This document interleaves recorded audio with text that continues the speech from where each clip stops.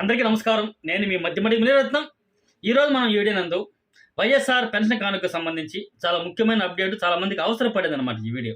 ఏంటంటే రాష్ట్ర ప్రభుత్వం ఇచ్చిన ఉత్తర్వుల ప్రకారం పెన్షన్దారులకి ఒక 75% మంది పెన్షన్దారులకి బ్యాంకుల్లో అమౌంట్ వేస్తామన్నారు. అదేవిధంగా ఒక 25% పెన్షన్దారులకి మీ ఇంటికే వచ్చిస్తామని అయితే అన్నారు. అదేవిధంగా ఈ 1వ తేదీకి 25% లబ్ధిదారులకి వాళ్ళ ఇంటికే వెళ్ళి అయితే ఇవ్వడం జరిగింది. మిగిలిన 70% మందికి వాళ్ళ అకౌంట్లలో వేస్తామన్నారు కదా. ఈరోజు 1వ తేదీ బ్యాంకులు హాలిడే అయినా కూడా చాలా మందికి అయితే జమ అయ్యాయి. ఓకే, జమ అయిన వారికి అందరికి కూడా మెసేజ్లు వచ్చాయి కాబట్టి వాళ్ళకి ఇబ్బంది లేదు. ఇంకా కొంతమంది మాకు అమౌంట్ ఏ అకౌంట్లో పడిందో మాకు తెలియడం లేదు, మాకు ఇదివరకు ఒక 2 అకౌంట్లు ఉండేటివి, దాంట్లో ఏ అకౌంట్లో పడిందో మాకు తెలియడం లేదు అని అయితే అడుగుతూ ఉన్నారు. దీంతోపాటు మాకు ఒకప్పుడు అకౌంట్ ఉండేది కానీ దాంట్లో లావాదేవీలు ఏమి చేయడం లేదు, కానీ మాకు అమౌంట్ పడుతుందా, పడితే ఏ బ్యాంకులో పడుతుందని అయితే అడుగుతున్నారు. కాబట్టి మనం ఇప్పుడు ఈ వీడియోలో నేను చెప్పిన విధంగా చెక్ చేసుకోండి. సులభంగా ఆన్లైన్లో మనకి పెన్షన్ డబ్బులు ఏ అకౌంట్లో పడుతుందని సులభంగా మన ఆధార్ నెంబర్తో మనమే చెక్ చేసుకోవచ్చు. ఈ విధంగా చెక్ చేసుకోవాలంటే మాత్రం మీ ఆధార్ కార్డుకి మొబైల్ నెంబర్ లింక్ అనేది ఉండాలి. ఆల్మోస్ట్ ఇప్పుడు అందరికీ ఉంటుంది. అలాంటి వాళ్ళకి మాత్రం ఇప్పుడు అవకాశం ఉంటుంది. మనం ఆన్లైన్లో మనమే చెక్ చేసుకోవచ్చు. ఓకే, లేదా రేపు కానీ ఎల్లుండి కానీ అయితే మీ సచివాలయంలో ఒక లిస్ట్ వస్తుంది.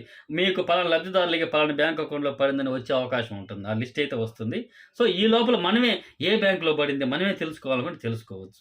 దీనికి సంబంధించిన లింక్ అనేది ఫస్ట్ కామెంట్లో ఇస్తాను, లేదా డిస్క్రిప్షన్లో కూడా ఇస్తాను. ఓపెన్ చేసుకోండి, మన వెబ్సైట్ అది. ఓపెన్ చేసుకుంటే అక్కడ నేను ఏ విధంగా అయితే చెప్తానో అదే విధంగా ఫాలో అయ్యి చేసుకోండి. ఖచ్చితంగా అయితే మీకు చెక్ చేసుకోవచ్చు, మీకు స్టేటస్ కూడా చూపిస్తుంది. ఓకేనా, మీరు ఆ లింక్ ఓపెన్ చేసిన తర్వాత అక్కడ మీ పెన్షన్ ఏ అకౌంట్లో పడిందో చెక్ చేసుకునే లింక్ వచ్చి ఆ పేజీ చివరిని ఇచ్చుంటాం. కాబట్టి ఓపిక చివరి దాకా రండి.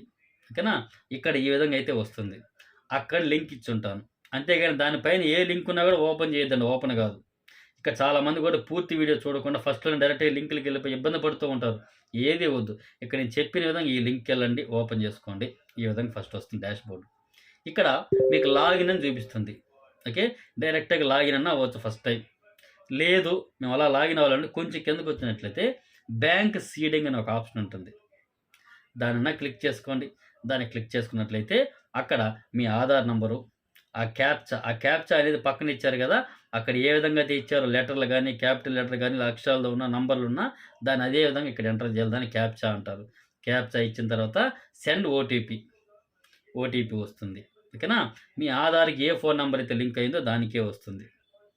ఆ ఓటీపీని అక్కడ ఎంటర్ చేసిన తర్వాత సబ్మిట్ చేయాలి. సబ్మిట్ చేసిన తర్వాత ఇక్కడ ఒక్కోసారి టెక్నికల్ ఇష్యూ వల్ల మళ్ళీ బ్యాక్కి వెళ్ళిపోతుంది. మళ్ళీ అదే విధంగా మళ్ళీ ఆధార్ నెంబర్ ఎంటర్ చేయని వస్తుంది. ఎంటర్ చేయండి, ఇబ్బంది లేదు. 1-2 సార్లు చేసినా ఇబ్బంది లేదు, ఖచ్చితంగా అయితే ఓపెన్ అవుతుంది. మీకు ఎలాంటి సందేహం అయితే లేదు. ఓకేనా, కాబట్టి మళ్ళీ మీ ఆధార్ నెంబర్ అవన్నీ ఇచ్చిన తర్వాత ఓటీపీ వస్తుంది. ఇచ్చిన తర్వాత మళ్ళీ ఈ విధంగా వస్తుంది. ఇక్కడ బ్యాంక్ సీడింగ్ అని మళ్ళీ ఆప్షన్ ఉంటుంది. దాన్ని ఓపెన్ చేసుకోండి. ఓపెన్ చేసుకుంటే మీ ఆధార్ కార్డు ఏ బ్యాంకుకి లింక్ అయ్యిందో అక్కడ వివరాలు చూపిస్తుంది. ఫస్ట్ ఆధార్ నెంబర్ చూపిస్తుంది, ఆ తర్వాత ఏ బ్యాంకుకి లింక్ అయిందో బ్యాంక్ పేరు చూపిస్తుంది.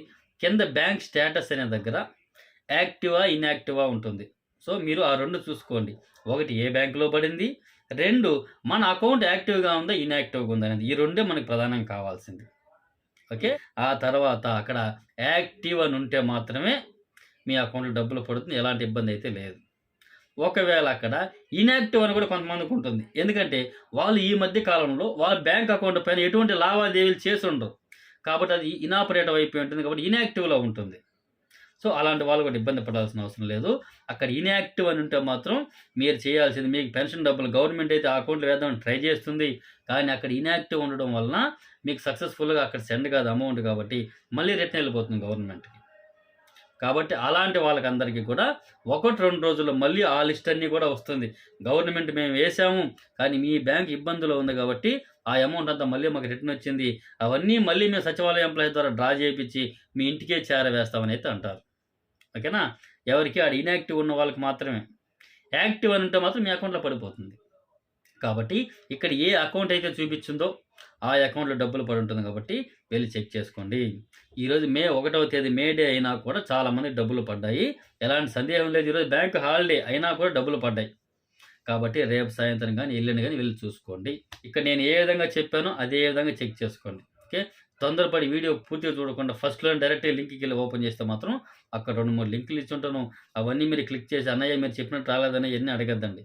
వీడియో పూర్తిగా చూడండి. ఇన్ఫర్మేషన్ మీకు అందరికి ఉపయోగపడుతది. ఓకేనా? ఓకే అండి. Thank you. ఇన్ఫర్మేషన్ ఉపయోగపడిందంటే మాత్రం వన్స్ అగైన్ ఖచ్చితంగా మన వీడియోని లైక్ చేయండి. ఇలాంటి వీడియోస్ లైక్ చేస్తేనే చాలామందికి షేర్ అవుతుంది. వాళ్ళందరూ కూడా లబ్ధి పొందుతారు. ఎవరు ఇబ్బంది లేకుండా వాళ్ళు పెన్షన్‌లు పొందే అవకాశం ఉంటుంది కాబట్టి ఖచ్చితంగా అయితే మన వీడియోని లైక్ చేయండి. వీలైతే షేర్ చేసుకోండి. ఓకే. థాంక్ యూ అండి. నెక్స్ట్ అప్డేట్స్‌తో మళ్ళీ కలుసుకుందాం. ఇంకా ఏమన్నా మీకు దీనిలో సందేహాలు ఉంటే మాత్రం కామెంట్ చేయండి.